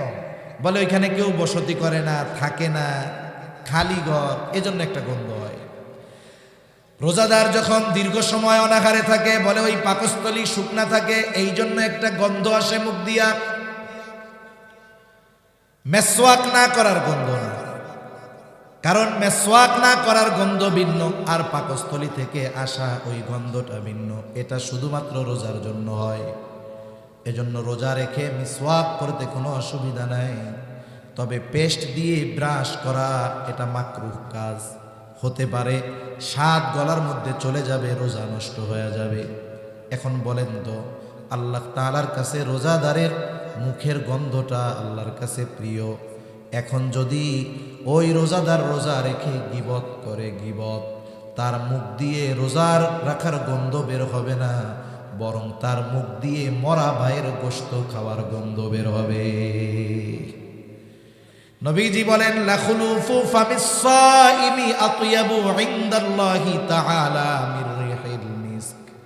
নবীজি সাল্লাল্লাহু আলাইহি ওয়াসাল্লাম বলেন, এই যে রোজাদার রোজা রাখার কারণে তার জবান দিয়ে, গাল দিয়ে যেই গন্ধ বের হয়, এটা আল্লাহ তাআলার কাছে মেশক আম্বরের গন্ধের চাইতেও বেশি প্রিয়। এখন আমার মুখের এই গন্ধ আল্লাহর কাছে প্রিয় হবে কখন? যখন আমার জবানটা গুনাহমুক্ত থাকবে। তা না হলে আমি যদি গুনাহ করি, কিবত করি, মরা ভাইয়ের গোশত আমার দাঁতের ফাঁকে ফাঁকে লেগে থাকবে। এজন্য ওই প্রতিদান যদি চাই, গুনাহমুক্ত রোজার দরকার আছে না নাই? জোরে বলেন, আছে না না? রাসূলুল্লাহ সাল্লাল্লাহু আলাইহি ওয়াসাল্লাম বলেন, রোজাদার যেই যে রোজা রাখার মাধ্যমে তৃষ্ণার্ত থাকে, গ্রীষ্মকালীন রোজা রাখে, তৃষ্ণায় বুকের ছাতি ফেটে যায়, এরপরেও ডুব দিয়া পানি খায় না, গোসলখানায় পানি খায় না, ঘরের মধ্যে একা, ফ্রিজে ঠান্ডা পানি, বুকটা ফেটে যায়, তবু একটু পানি খায় না। অনেক সময় মানুষ দেখবেন বেনামাজি, ও যদি রোজা থাকে, ও লুকায়া লুকায়া পানি খায় না। বেনামাজিও যদি রোজা রাখে, ও কিন্তু লুকাইয়া পানি খায় না, কেউ দেখবে না, এরপরে ও খায় না। এই জায়গায় রোজার একটা রহস্য, যে বান্দা যাই করুক রোজাটা আল্লাহর জন্যই রাখে। নামাজ মানুষকে দেখানোর জন্য পড়তে পারে, দান মানুষকে দেখানোর জন্য করতে পারে, বলে রোজা আল্লাহর জন্যই করে। যদি না করত তাইলে তৃষ্ণা লাগলে লুকায়া লুকায়া পানি পান করতো, কইতো কেউ তো দেখে নাই, সবাই কইব আমি রোজা রাখছি।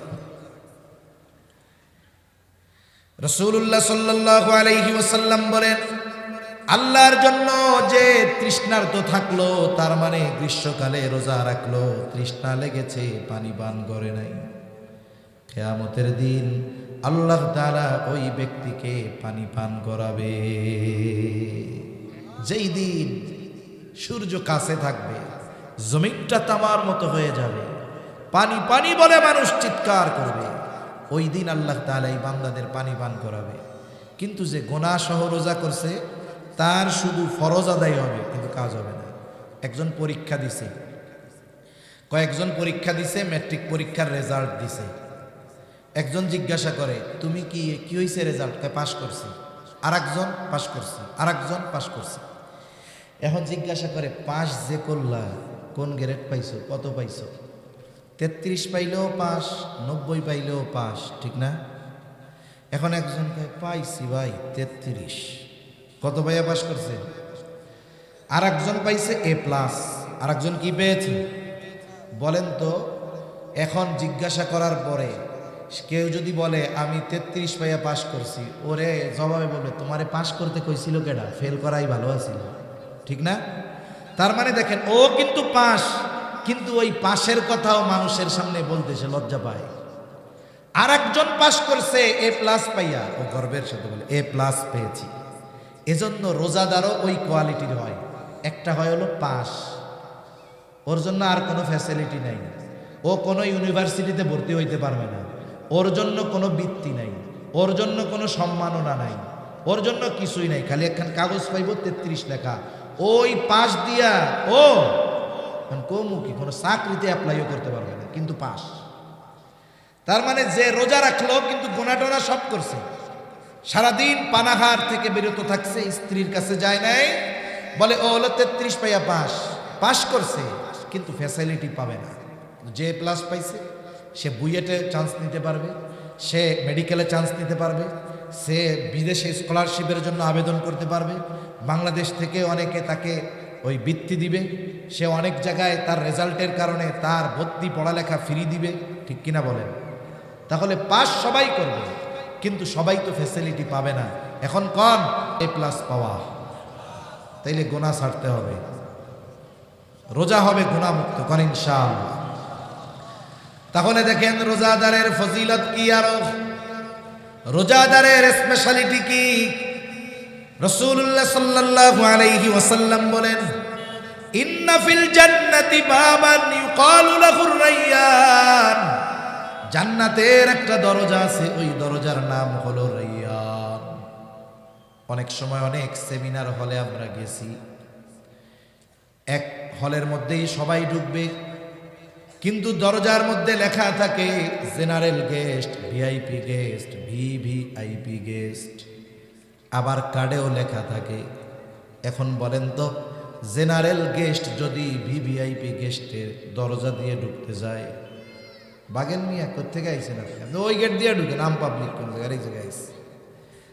আর ওই ভিভিআইপি যে তার গেট, ওই জায়গায় কত রকমের সংবর্ধনা, সে যাবে ফুলের তোড়া দিয়ে অভিবাদন জানাবে, এরপরে বসবে, তাকে অভিবাদন জানিয়ে লাল গালিচা সংবর্ধনা দিয়ে এরপরে চেয়ারে এনে বসাইবে, ঠিক কিনা বলেন? ঢুকবে সবাই একই হলে, কিন্তু সবার কি সম্মান সেম হবে?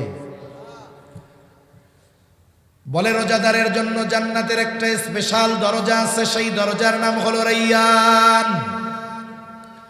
ওই দরজা দিয়ে শুধুমাত্র রোজাদারেরা প্রবেশ করতে পারবে। ওই দরজা থেকে ফেরেশতারা আহ্বান করবে, ফাআইনাস সাইমুন, কোথায় রোজাদারেরা? এদিক দিয়ে আসে।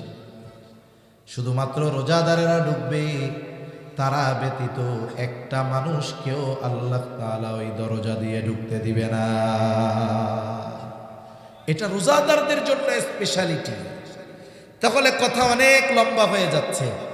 শ্রেষ্ঠ মাস কেন? বলে 1 নাম্বার কারণ এই মাসে আল্লাহ তাআলা রোজা ফরজ করছে। কি ফরজ করছে? আরো জোরে, কি ফরজ করেছে? ঘুম আসতেছে নাকি? আর একটা তাকবীর হবে, নারায়ে তাকবীর, নারায়ে তাকবীর। এই সময় কিন্তু মাহফিল মজা, শীতও নাই গরমও নাই, আরামও লাগে, ঘুম আসে, ঠিক না? তাহলে রমজান মাস শ্রেষ্ঠ হওয়ার 1 নম্বর কারণ হলো রোজা আল্লাহ ফরজ করেছেন। রোজার কিছু ফাজাইল আমরা জানলাম। 2 নম্বর কারণ রমজান মাস শ্রেষ্ঠ কেন? বলে এই মাসেই আল্লাহ তাআলা কুরআনুল কারীম নাজিল করেছে। আল্লাহ তাআলা বলেন শাহরু রমাদান আল্লাযী উনজিলা ফীহিল কুরআন। আল্লাহ তাআলা বলেন রমজান মাস, এই মাসে আল্লাহ নাজিল করেছেন কোরআন। মাস হলো রমজান, আল্লাহ নাজিল করেছে কোরআন। মাস রমজান, নাজিল করেছে কি? জোরে বলেন কি? এই কোরআন আল্লাহ তাআলা বলেন হুদাল লিন্নাস, গোটা মানব জাতির জন্য এই কোরআন হলো হিদায়াত। আবার আল্লাহ এক জায়গায় বললেন হুদাল লিল মুত্তাকিন, মুত্তাকিনদের জন্য হিদায়াত। বলে হ্যাঁ, মানুষের জন্য হেদায়াত। বলে একজন বেঈমানও যদি এই কোরআন দিল দিয়ে অনুধাবন করে, তিলাওয়াত করে, বোঝার চেষ্টা করে, সে ঈমানওয়ালা হয়ে যাবে, ঠিক কিনা বলেন? আর যদি ঈমানদার কোরআন তিলাওয়াতের সাথে সাথে এই কোরআন অনুযায়ী জীবন সাজায়, সে জান্নাত পর্যন্ত পৌঁছায়া যাবে। আর এই কোরআন সুপারিশ করবে। আগেই বলছি কোরআন আর রমজান এই দুইটার সাথে বন্ধুত্ব আছে। এই 2 বন্ধুর হক যদি আদায় করা যায়, ওরা আমাদের জন্য সুপারিশ করবে। সূরা মুলক যদি প্রতিদিন তিলাওয়াত করা হয় এশার নামাজের পর, আল্লাহ রাব্বুল আলামিনের নবী জানায়া দেন কবরের আযাব থেকে বাঁচা যাবে। কোরআন তিলাওয়াত করে আল্লাহর বান্দা সূরা আলে ইমরান, বাকারা বলে 2 সূরা 2 দিক গিয়া দাঁড়াবে। একজন দাঁড়াবে মাথার কাছে, আর একজন পায়ের কাছে। আযাবের ফেরেশতারা যদি আসে বলবে খবরদার, ওইটা আমাকে তিলাওয়াত করতো, আযাব দেওয়া যাবে না। সুবহানাল্লাহ। সূরা ওয়াকিয়া যদি তিলাওয়াত করে মাগরিবের পরে, বলে আল্লাহ তাআলা তাকে রিজিক সংকীর্ণতার মুখোমুখি করবে না। সুবহানাল্লাহ। এই কোরআন আল্লাহ নাজিল করেছে রমজান মাসে। এটা হুদাল লিল মুত্তাকিন, এটা হুদাল লিন্নাস। মুত্তাকিরা, ইমানদারেরা কোরআন অনুসরণের মাধ্যমে জান্নাতে চলে যাবে। আর বেঈমানেরা কোরআন যদি তিলাওয়াত করে, পড়ে, বুঝে, আশা করা যায় ঈমান নসিব হয়ে যাবে। সম্প্রতি সময়ে নেদারল্যান্ডের একজন সংসদ সদস্য, মন্ত্রী, সর্বোচ্চ পরিমাণের ইসলাম বিদ্বেষী ছিল সে। ইসলাম নিয়ে, কোরআন নিয়ে তার বিশোধাগারের কোনো অভাব ছিল না। এখন একটা জিনিস আপনি যদি ভালোভাবে জানেন, তাইলেই না ওইটার সমালোচনা করতে পারবেন। ওই লোক চিন্তা করছে মুসলমানগো আরো ভালো মতো ধরার দরকার। এই নিয়তে আল্লাহর বান্দা আরবি ভাষাও শিখছে। কারণ শুধু অনুবাদ পড়ে কোরআনের অর্থ বোঝা যায়, কিন্তু হৃদয় দিয়ে অনুধাবন করা যায় না। এজন্য একজন আলেমের কোরআন তিলাওয়াত আর একজন আওয়ামের কোরআন তিলাওয়াত সেম না। কারণ আলেম তো শুধু পড়ে আর অর্থ বুঝে তা না, কোরআনের গভীরতা সে বুঝে। এজন্য তার মজা ভিন্ন রকম। আর আওয়াম মানুষ মনে করে শুধুমাত্র সোয়াব পাওয়ার আশায় পড়ে, কিন্তু সে তো কোরআনের ওই গভীর সমুদ্র থেকে মুক্তা অন্বেষণ করে। আলেমের তিলাওয়াত আর আওয়ামের তিলাওয়াতের জন্যই তো তফাৎ।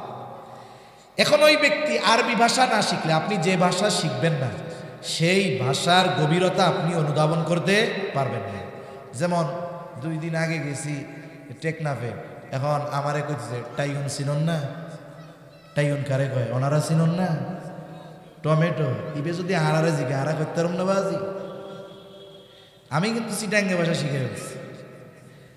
ওয়াজও শুনি মাঝে মধ্যে, আব্দুল্লাহ আল মারুফ ভাইটা শুনি। এখন চিন্তা করতেছি এরপরের থেকে চিটাঙ্গে ভাষায় ওয়াজ করা লাগবে। তাই এখন বলেন, দেখেন, এখন আমি যদি টেকনাফের বাসিন্দা না হই, আমারে যদি বলে আপনার টাইউন চাটনি দিউম না, আমি বলছি আল্লাহ কি কয় এটা আবার। এজন্য যে যে ভাষার জ্ঞান অর্জন করে সে সেই ভাষার গভীরতা বুঝে। উনি শিখতেছে আরবি ভাষা কেন? কোরআন বুঝার জন্য। কোরআন থেকে উনি ভুল বাইর কইরা মুসলমানদের আরো ধরবে। হেদায়াত কি জিনিস! বেচারা কোরআন তো পড়া শুরু করছে ভুল ধরার জন্য। আল্লাহ তাআলা তার বুঝের দরজা খুলে দিয়েছে, অন্তরে হেদায়াতের বাতি জ্বলে উঠেছে। এখন সে কোরআনের একজন সৈনিক হয়ে গেছে। সুবহানাল্লাহ। সার্চ দিলে ইন্টারনেটে নেদারল্যান্ডের ইসলাম বিদ্বেষী মন্ত্রীর পার্লামেন্ট মেম্বারের ইসলাম গ্রহণ দিবেন, চলে আসবে আল্লাহর বান্দার নাম।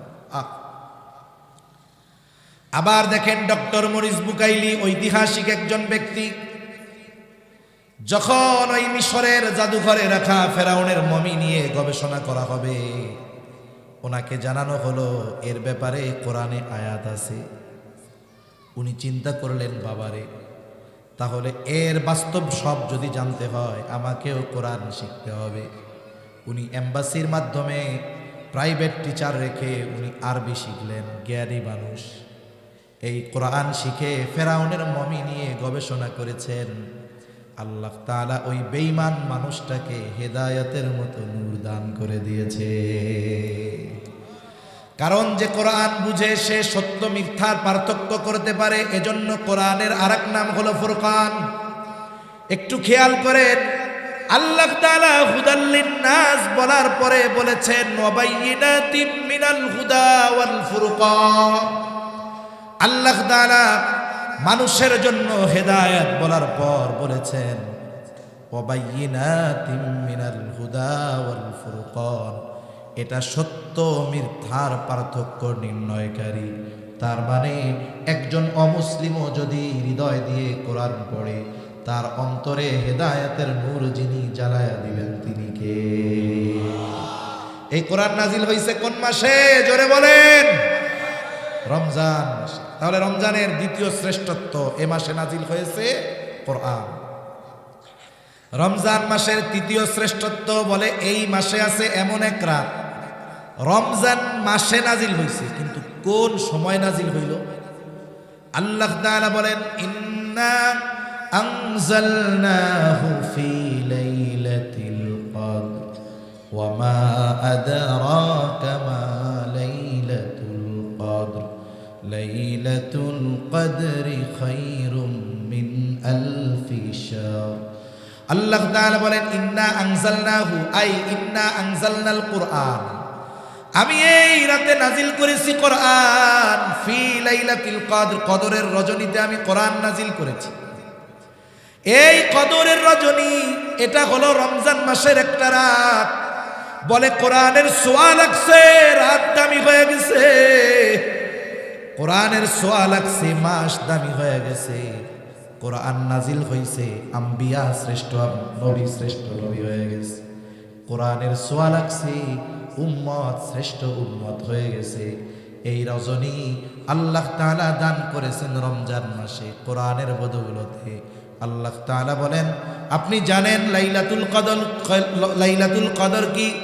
লাইলাতুল কদর হলো খায়রুম মিন আলফি শাহর। বলে যেই সমস্ত মাসে লাইলাতুল কদর নাই, এমন 1000 মাসের চাইতে ওই রাতটা বেশি উত্তম।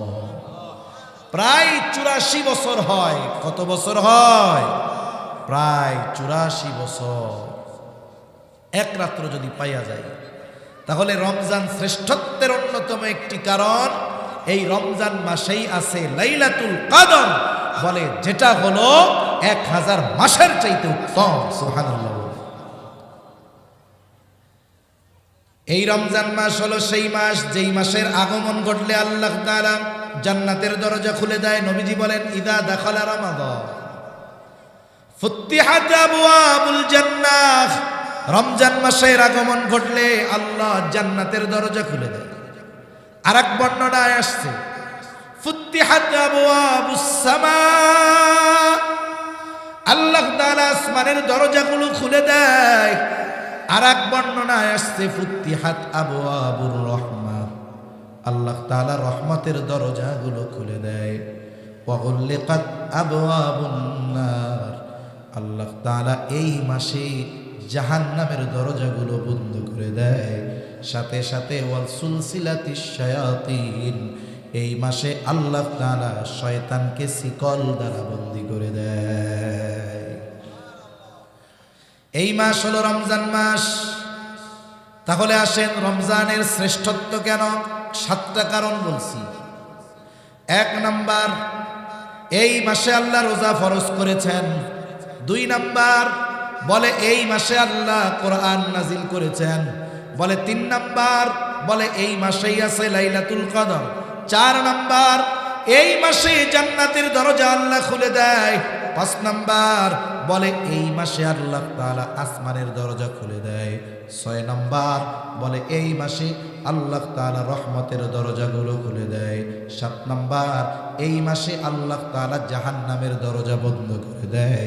8 নাম্বার, বলে এই মাসে আল্লাহ তাআলা শয়তানকে শিকল দিয়ে আটকায়া দেয়। এখন এই শ্রেষ্ঠ মাসে আমাদের কি করণীয়? বলে 1 নম্বরে রোজা রাখতে হবে। কি রাখতে হবে জোরে বলেন? 1 নম্বরে রোজা। 2 নাম্বার তারাবি। কি করতে হবে? তারাবি। কয় রাকাত? 20 রাকাত। কয় রাকাত? 20 রাকাত। এখন আমাদের দেশে 20 রাকাত পড়া মানুষের জন্য কষ্টকর হয়, এর একটা কারণ আছে। কারণ কি হইল জানেন? আমরা যখন সারাদিন রোজা রাখে অভ্যস্ত, কষ্ট হয় না। এইবার ইফতারের 10 মিনিট আগে ইফতার সামনে নিয়ে বসছে, ও বাজি এই 10 মিনিট আর নো যায়, ঠিক না? এই 10 মিনিটের প্রতি মিনিটকে 1 ঘন্টার মতো লাগে। খালি গড়ির মিতা খায়, কিরে আজান দেয় নাকি? কিরে মসজিদে আজান দেয় নাকি? কি হইল? টাইম মাত্র 10 মিনিট, অথচ 14 ঘন্টা না খায়া থাকছে, কোনো সমস্যা নেই। হ্যাঁ, এই 10 মিনিট আর যাইতে চায় না। কেন? আপনি যখন খাবার সামনে নাই, রোজার মাস, পাকস্থলীরে ব্রেন বলতেছে খাওন টাউন সামনে নাই, কইরা লাভ নাই। এখন যখনই ইফতারের সময় খাবার সামনে আসে, চোখ দিয়ে নার্ভে গেল, নার্ভ মুহূর্তের ভিতরে ওই পাকস্থলীরে কয় দোস্ত সামনে খাওন আইছে, এবার কইরা হয়ে পড়ছে। এখন তো খিদা লাগা শুরু হয়ে গেছে, এই জন্য আর টাইম যায় না। এবার যেই আজান দিছে, আল্লাহু আকবার, আল্লাহ, ওই মাঝে মধ্যে অনেকে মজা করে। গত বছর একটা ভিডিও দেখছি, এখন একজনও ইফতার নিয়ে সামনে বসে খেলে এরকম করছে, পাশের থেকে একজন আয়াতুল কুরসি পড়বে, ও টান দিছে আল্লাহু, এই বসে আজান দিছে, ধুপধাপ খাওয়া সারা। মানে ওই টাইমে যদি ভুলে কোনো মতো কানে আল্লাহ শব্দ আসে, আর কেউ দেরি করবে না। অবস্থাটা কি হইল? এখন যখন ক্ষুধাটাও তীব্র হয়েছে, আমরা ইফতারের সময় আনলিমিটেড খেয়ে ফেলি। আর আমাদের দেশের ইফতার মানে হইল ছোলা বুট বাইউনি, বাইউন্দি বাজারি, ঠিক না? ছোলা বুট, বেগুনি, পেঁয়াজু, এ সবগুলো হইল গ্যাস্ট্রিক। খাবেন এতটুক, পেটের মধ্যে যায় হবে এত বড়। এখন খাইলাম পেট বইরা ইফতারের সময়, ধুমসে খাইছে টাইছে। একটা খাবার তার পরিপূর্ণ ক্রিয়া শুরু করে 1.5 থেকে 2 ঘন্টা পরে। এখন ওই সময় খাওয়া হইল, ঠিক তারাবির সময় খাবার পেটের মধ্যে ফুইলা সে এখন এটার পরিপূর্ণ প্রভাব বিস্তার করতেছে। কারণ খাবার পাকস্থলীতে গেছে, পাকস্থলী ওইটারে প্রসেস করছে, এরপরেই না সব জায়গায় এটারে বন্টন করবে। ঠিক বন্টনটা হয় তারাবির সময়। এখন ওই কম লাগে 20 টাকা তারাবি মরি যায়, বড়া সম্ভব না। এখন কি করে? মসজিদের মধ্যে যায়, ফরজ নামাজটা কোনো মতো পড়িয়া ইমাম সাহেব যখন তারাবি শুরু করে, পিছনে বেগটি হইতে দেয়। আমি কি ভুল কথা বলতেছি? হাফেজ সাহেব টান দেয় লাস্টে, মনে করেন একেবারে লাস্টে টান দিবে, ইয়া আইয়ুহাল্লাযীনা আমানু কুতিবা আলাইকুমুস সিয়ামু কামা কুতিবা আলাল্লাযীনা মিন ক্বাবলিকুম, মনে করেন পৃষ্ঠা শেষ হবে এরকম, লাআল্লাকুম তাত্তাকুন, ধুমসে উঠে আল্লাহু আকবার। এটা কেন হইল? আমি আপনি ইফতারের সময় আনলিমিটেড খাইছি, এই জন্য। আপনি খান, ওই সময়টাতে একটু কম খান। আপনি এটা পরীক্ষা করে দেখবেন, আপনারা ইফতারের সময় একেবারে কম, 1 গ্লাস শরবত খাইছেন, 3টা খেজুর খাইছেন, ফল ফলাদি যা আছে ওগুলো খাইলেন। সনাবুট তারাবির নামাজ শেষ করিয়া সুন্দর মতো মাখাইয়া খান। কিন্তু আপনি মাগরিবের সময় যে কম খাইলেন, এতে আপনি কাইত হইয়া পড়ে যাবেন। 13 ঘন্টা না খাইয়া থাকছেন, 14 ঘন্টা, তাহলে আগেই পড়ে যেতেন। এখন আপনি ওই দিন তারাবির নামাজটা পড়লেন ইফতার কম খাইয়া, এরপরে আমার কথা মনে করেন যে হুজুর ঠিক কথা কইছে না ভুল কথা কইছে। তাহলে কি হবে? আমরা যদি তারাবিটা উপভোগ করতে চাই, একেবারে একাগ্রতার সাথে পড়তে চাই, ইফতারের সময় ঘাপুস ঘুপুস খাওয়া যাবে না। তেলে ভাজা টাজা খাবার ওইগুলো আমরা পরে খাবো। এরপরে কি কাজ বলে, যেহেতু রমজানের সাথে কোরআনের সম্পর্ক, রমজান হতে হবে কোরআনময় রমজান। কি রমজান হবে বলেন? কোরআনময় রমজান। অনেক মানুষ আছে দীর্ঘদিন নামাজ পড়ে, সূরা ফাতিহার অর্থটাও জানে না, আছে না অনেক মুসল্লি এরকম আছে। কমপক্ষে কোরআন যারা শুদ্ধ করে পড়তে পারে না, আপনি যদি আপনার ইমাম সাহেবকে বলেন যে ইমাম সাহেব হুজুর কোরআন শরীফ শুদ্ধ না হইলে তো নামাজ হবে না, নামাজ ভাঙ্গার প্রথম কারণ হলো নামাজে অশুদ্ধ পড়া, তো এক কাজ করেন আমাদেরকে একটু শুদ্ধভাবে কোরআন শিখায় দেন, আর নামাজের জন্য কমপক্ষে ছোট 10টা সূরা আর সূরা ফাতিহা সহ এই সূরাগুলো একটু শুদ্ধভাবে আমাদের মস্ক করায় দেন, আর কোরআনটা রিডিং শুদ্ধ শিখায় দেন। কোন ইমাম সাহেব বলবে যে আমি পারবো না? বলবে। কিন্তু আমরা শিখতে চাই না। আমরা শিখতে চাই না কেন? কারণ আমরা চিন্তা করি আমি তো ইমাম সাহেবের উপরে গরম দিয়া কথা কই, এখন আমি যে দুয়াই কুনুত পারি না, আমার যে সূরা নাস সহি শুদ্ধ নাই, এটা যদি ইমামে জানে আমার ইজ্জত থাকবো? বুঝেন নাই কথা? এখন আপনি আমি লজ্জা করে এগুলো শিখলাম না, কিন্তু এই কেরাত অশুদ্ধর কারণে আমার ইবাদত হলো না, নামাজ হলো না। এখন নামাজ হইল না, আখেরাতে মেহমানদারি ডান্ডার পিঠা আছে না নাই? এখন বলেন আখেরাতে পিটানি খাওয়া ভালো না দুনিয়া একটু লজ্জা পাওয়া ভালো? দুনিয়া একটু লজ্জা পাইলাম ইমামের সামনে, অসুবিধা কি? আমি যদি শিখি লজ্জাকে বাদ দিয়ে, মানুষ লজ্জা বাদ দিয়ে কত আকাম করে, লজ্জা বাদ দিয়ে কোরআন শিখতে আমাদের মন চায় না। এখন একটু শিখলাম, এতে কি হলো? আমার ইবাদতগুলো ঠিক মতো হলো। আবার যদি ইমাম সাহেবরে বলি হুজুর এগুলার অর্থ ব্যাখ্যা আমার একটু জানায় দেন, নিজে নিজেই শুদ্ধভাবে পড়া শিখেন ইমাম সাহেবের কাছে, তাফসিরে মারিফুল কোরআন খুইলা অর্থটা পড়েন, ব্যাখ্যাটা পড়েন। এরপরে আপনি আগেও সূরা ফাতিহা পড়তেন, অর্থ মুখস্থ করেছেন, ব্যাখ্যা জানছেন, জেহেনে আছে, এখন সূরা ফাতিহা পড়েন, আল্লাহর কসম আগে যে মজা পাইতেন এখন আপনি 1000 গুণ বেশি মজা পাবেন। আগে মুখস্থ অর্থ জানতেন না, প্রত্যেক দিন শুনেও আপনার মধ্যে বিরক্তি আসে নাই, আর এখন যত শুনবেন আগের চাইতেও লক্ষ কোটি গুণ মজা পাওয়া যাবে, ঠিক কিনা? এজন্য আমাদের রমজান হবে কোরআনময় রমজান ইনশাআল্লাহ। বলেন ইনশাআল্লাহ। আমরা রমজানকে আমলের জন্য ভাগ করব, রমজানকে আমলের জন্য ভাগ করব। দৈনিক যদি 1 পারা করে পড়ি 30 পারা হয়ে যায়। আপনি দৈনিক 1 পারার রুটিন রাখেন, সবে কদরের রাত্রে। আমাদের দেশে তো 21, 23 আর 25, 29 নাই, আমাগো দেশে 27 তারিখ যা হয় হবে। সবে কদর কয় তারিখ আমাগো দেশে? আমাদের বাংলাদেশে 27 তারিখ, যা হয় হবে।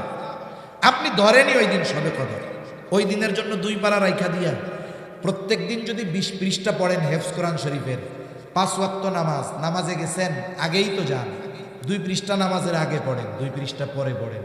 প্রত্যেক নামাজে যদি 4 পৃষ্ঠা পড়া হয়, 5 ওয়াক্তে কয় পৃষ্ঠা হয়? 20 পৃষ্ঠা। হাফেজি কোরআন শরীফের 1 পারা, এভাবে একবারে হয়ে গেল মাসে একটা খতম, ধীর স্থিরতার সাথে। নাইলে আমাদের কতজন আবেগে আছে, প্রথম দিন ধুমসে মাজা মোজা ব্যথা বানাইয়া 3 পারা পড়া, আর 18 দিন খবর নাই। এরপরে সবে কদরের রাত থেকে খতম দিতে হইব। কয় পারা পড়ছো এই কয়দিনে? কয় ভাই এখনো আমার 20 পারা বাকি আছে। কাজ হইল। খরগোশ আর কচ্ছপের দৌড়ের গল্প শুনছেন না? কচ্ছপ স্লো দৌড়াইছে কিন্তু দৌড় থামায় নাই, খরগোশ দ্রুত গতিতে দৌড়াইছে কিন্তু মাঝে একটা ব্রেক মেরে দিছে, এক ব্রেকে ওনারও ব্রেক হয়ে গেছে। এজন্য আপনি অল্প অল্প করে, আমরা অল্প অল্প করে করব, কিন্তু এটা কন্টিনিউ করব, কারণ ইনশাআল্লাহ ইনশাআল্লাহ কোরআনময় রমজান হবে আমাদের। রমজানে আর একটা আমল কি? নবীজি এই মাসে সবচাইতে বেশি দান করতেন। আমরা দিনই কাজে এই মাসে বেশি ব্যয় করব তো ইনশাআল্লাহ। আমরা এই মাসে বেশি বেশি দান সাদকা করব। এই বিষয়গুলো যদি আমাদের সামনে থাকে, আমাদের রমজান হবে প্রাণবন্ত। আশা করা যায় আল্লাহ যেই জন্য রোজা ফরজ করেছেন, ইয়া আইয়ুহাল্লাযীনা আমানু কুতিবা আলাইকুমুস সিয়াম কামা কুতিবা আলাল্লাযীনা মিন ক্বাবলিকুম লাআল্লাকুম তাত্তাকুন। হে ঈমানদারেরা, তোমাদের উপরে রোজা ফরজ করা হয়েছে যেমনিভাবে তোমাদের পূর্ববর্তীদের উপরে ফরজ করা হয়েছিল। কেন? লাআল্লাকুম তাত্তাকুন, যাতে করে তোমরা মুত্তাকি হতে পারো। লাআল্লাহ কালামে ইলাহির মধ্যে আসলে ইয়াকিনের অর্থ দেয়, নিশ্চয়তার অর্থ দেয়। তার মানে প্রকৃতপক্ষে যে আলোচনাগুলো করলাম এগুলোকে সামনে রেখে আমরা যদি রমজান অতিবাহিত করতে পারি, আল্লাহ বলেন অবশ্যই তোমরা মুত্তাকি হয়ে যাবা। সুবহানাল্লাহ।